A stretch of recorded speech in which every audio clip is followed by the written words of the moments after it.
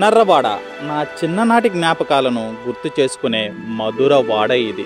నా చిన్నతనంలో నర్రవాడ ప్రయాణం అంటేనే రంగురంగుల కాగితాలు, కొబ్బరి మట్టలతో లారీలకు, ట్రాక్టర్లకు చేసే ముస్తాబులు, వాటిలో చేసే సుదూర ప్రయాణాలు, ఆ సుదూర ప్రయాణాలను మరింత సుందరంగా మార్చే నర్రవాడ శ్రీ వెంగమాంబ జానపద పాటలు, సుదూర ప్రాంతం నుంచి వచ్చిన భక్తుల ఆటపాటలు, కోలాహలాలు, రైతుల పౌరుషాలకు నిలువెత్తు నిదర్శనంగా నిలిచే నర్రవాడ ఎడ్ల పందాలలో అలిసి సలిసి ఓడిన ఎడ్లు, తెలియని పరిచయాలు, తెలిసిన మనుషుల దూరాలు, ఆకలికి అన్న ప్రసాద కేంద్రాలు, అమ్మవారికి ఉబికి ఉబికి పొంగే తీయటి పాల పొంగళ్ళు.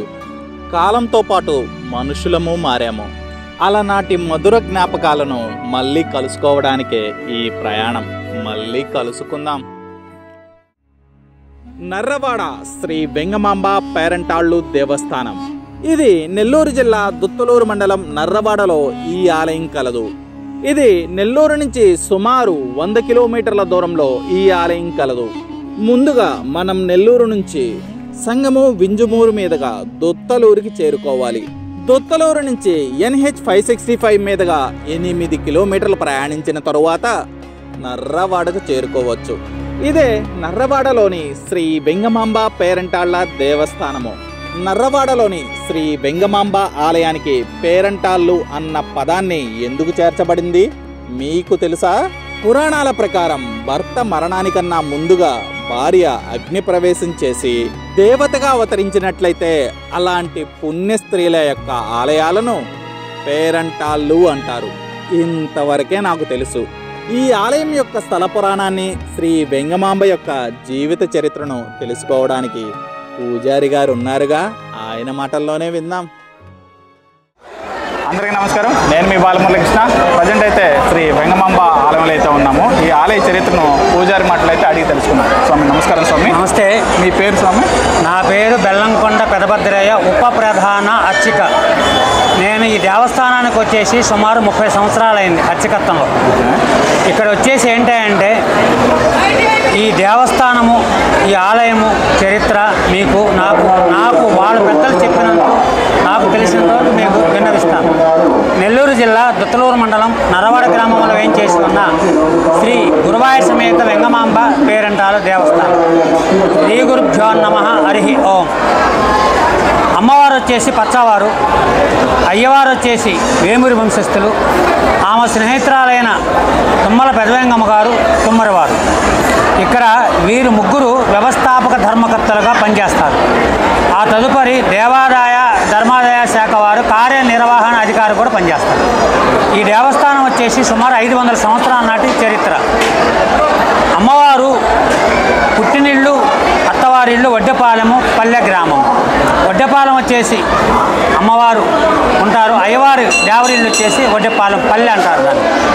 ఇకపోతే ఏంటంటే అమ్మవారు జ్యేష్ఠ మాసం ఉన్న పౌర్ణమి వెళ్ళిన తదుపరి ఆదివారం రోజున అమ్మవారు ఇక్కడ అగ్నిగుండ ప్రవేశం అయింది.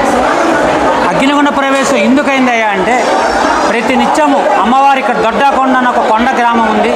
ఆ కొండకు వచ్చేసి అయ్యవారు వచ్చేసి ప్రతి నిత్యము ఆవులు కాస్తూ ఉండేవాడు. ఈమె ప్రతి నిత్యము ఆయనకి భోజన కాలము తీసుకెళ్తూ ఉండేది. ఈ భోజన కాలం సమయం నందు ఒక రోజున ఏమని ఒక 4 దొంగలు అటకాయిస్తారు. ఆ 4 దొంగల్లో వచ్చేసి 2 దొంగల్ని ఆయన దగ్గర ఉన్న గండకట్టలతో పొడి చేస్తారు. మిగతా 2 వచ్చేసి పొదన చాట్లు ఉండేసి ఆయన పొడుస్తారు. ఆ తదుపరి ఏం జరుగుతుందా అంటే ఆయన వైద్య నిమిత్తం వచ్చేసి ఆమె స్నేహితురాలైన తుమ్మల పెదవెంగమ్మ గారు గ్రామంలోకి వెళ్ళి ఇట్లా గురవయ్య నాయుడు గారిని ఇలా పొడి చేశారు కాబట్టి మీరందరూ రాండి అని చెప్పేసి ఆమె స్నేహితురాలు తుమ్మల పెద్దమ్మ గారు వెళ్ళి ఊళ్ళోకి వెళ్ళి చెబుతుంది. ఆ తదుపరి వాళ్ళందరూ వచ్చేసి పుటాపుట్టును వచ్చేసి అయ్యవారి దగ్గరికి వచ్చి అయ్యవారిని తీసుకొని ఊళ్ళోకి వెళ్ళిపోతారు. ఊళ్ళోకి వెళ్ళిపోయిన అతనికి కొంతకాలంగా వైద్యం చేపిస్తారు. ఈ వైద్య నిమిత్తంలో ఇక ఈయన బతకడం సంగతి తెలిసిన తదుపరిన అమ్మవారి పసుకుంకులతోటి అగ్నిగుండ ప్రవేశం కావాలన్న ఆలోచన అనేది ఉంటుందన్నమాట. ఈ అగ్నిగుండ కాలంలో ఈ ఊరికి ఉత్తరమున ఉన్న ఇక్కడ అగ్నిగుండ ప్రవేశము అవుతుంది. ఆ తర్వాత ఆయన మరణానంతరం తీసుకొచ్చి ఆ దేహాన్ని కూడా తీసుకొచ్చేసి ఈ గుండంలో వేస్తారు. ఇద్దరు కలిసి దేవతగా వెలుస్తారు. ఈ దేవతగా ఎందుకు వెలుస్తారంటే జ్యేష్ఠ మాసం ఉన్న పౌర్ణమి వెళ్ళిన ఆదివారం రోజున ఈ అగ్నిగుండ ప్రవేశం అవుతుంది. సోమవారం రోజున ఆమె స్నేహితురాలైన తుమ్మల వారికి స్వప్నంలో కనిపించబోతుంది. మంగళవారం రోజున వాళ్ళు వచ్చి ఇక్కడ పుట్ట పెరుగుతుంది, ఆ పుట్టను చూస్తారు. బుధవారం రోజున పుట్టను కరిగించి పసుపు కుంకులతో ఆ పుట్టలో ఉన్న శిలకి అలంకరణ చేసుకుంటారు. గురువారం రోజున పొంగళ్ళు పెట్టుకుంటారు. అదేవిధంగా ఇక్కడ జ్యేష్ఠ మాసం ఉన్న పౌర్ణమి వెళ్ళిన తదుపరి ఆదివారం రోజున మనకి ఇక్కడ అమ్మవారి బ్రహ్మోత్సవం అనేది బ్రహ్మ చేసిన ఉత్సవం. అది శ్రీ మహావిష్ణువుకి మరియు వాళ్ళకే జరుగుతుంది. మనకి ఇక్కడ వచ్చే జాతర అంటారు.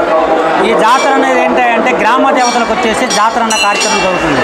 అదేవిధంగా ఇప్పుడు మన దేవాదాయ ధర్మశాఖ వారు ప్రతి ఒక్క చోట కూడా బ్రహ్మోత్సవాలను పెట్టి ఉన్నారు. కాబట్టి అదేవిధంగా ఇక్కడ మన అమ్మవారికి బ్రహ్మోత్సవ కార్యక్రమం జరుగుతుంది. సుమారు మన దేవస్థానానికి వచ్చేసి భక్తులు మహారాష్ట్ర, తెలంగాణ, తమిళనాడు, ఆంధ్ర, కర్ణాటక నుంచి కూడా సుమారు 5 లక్షల మంది భక్తులు వచ్చేసి ఈ 5 రోజులు బ్రహ్మోత్సవంలో అమ్మవారిని దర్శించుకొని అమ్మవారి తీర్థ ప్రసాదం స్వీకరించి వాళ్ళ కోరికలన్నీ మనస్ఫూర్తిగా తీరిన తదుపరి అమ్మవారి దగ్గరికి వచ్చేసి అమ్మవారిని దర్శించుకొని అమ్మవారి తీర్థ ప్రసాదాలు స్వీకరించి అమ్మవారి కృపకు పాత్రలు కాకుండా జై శ్రీరామ్. మేము విజయవాడ నుంచి వచ్చామండి. కళ్యాణానికి వచ్చాము. కళ్యాణం చాలా బాగా జరిగింది. ఇవాళ పొంగళ్ళు పెడుతున్నాము వెంగమామ పేరెంటాలకి. చెప్పండి, చాలా ప్రతి సంవత్సరం వస్తున్నాము తిరునాళ్ళకి. నెల వస్తున్నాము దర్శనానికి. ప్రతి సంవత్సరం తిరునాళ్ళు కళ్యాణానికి వస్తున్నామండి వెంగమామ గుడికి. మొక్కులన్నీ తీరుతాయి. ఏదనుకుంటే అది తీరుతుంది. అమ్మవారు అన్నీ బాగా చేస్తుంది. బాగుంది, అనుగ్రహం బాగుంది అమ్మవారిది. వెంగమాంబ టెంపుల్కి వచ్చాము. విజయవాడ నుండి వచ్చామండి. మేము అమ్మవారి కళ్యాణం చూసాము. ఈరోజు పాలు పొంగల్ చేసామండి. అమ్మని దర్శించుకొని వెళ్తాము. మాకంతా దర్శనం బాగా అయింది. అంతా శుభమండి. ఎండు కొబ్బరి కూడా గుండంలో ఎండు కొబ్బరి అది వేస్తామండి. అమ్మవారి మొక్కు చెల్లించుకుంటాము. ఆ అనుగ్రహం మాకు ఉండాలి. విజయవాడ నుంచి వచ్చామండి. మేము వెంగమామ దగ్గరికి కళ్యాణం చూసాము. ఈరోజు పొంగల్ చేసాము. బాగా దర్శనం చేసుకున్నాము. సంవత్సరం వస్తాము తల్లి దగ్గరికి. ఆ అనుగ్రహం వల్ల మేము బాగానే ఉన్నాము. ప్రతి సంవత్సరం నర్రవాడలోని శ్రీ వెంగమాంబ పేరంటాలలో జరిగే రాష్ట్ర స్థాయి ఎడ్ల పందాలు ఈ తిరునాళ్ళకే ప్రత్యేక ఆకర్షణ. ఈ ఎడ్ల పందాలలో గెలుపోటములను పక్కన పెడితే పశుపోషణే కరువైన వేళ లాభాపేక్షణతో సంబంధం లేకుండా రైతు యొక్క ఆత్మగౌరవాన్ని, బలాన్ని ప్రదర్శించే పందాలివి. ఇవి పేరుకే పందాలు కానీ అంతరించిపోతున్న మన సంస్కృతి సాంప్రదాయాలను ప్రతిబింబించే నిలువటద్దాలివి.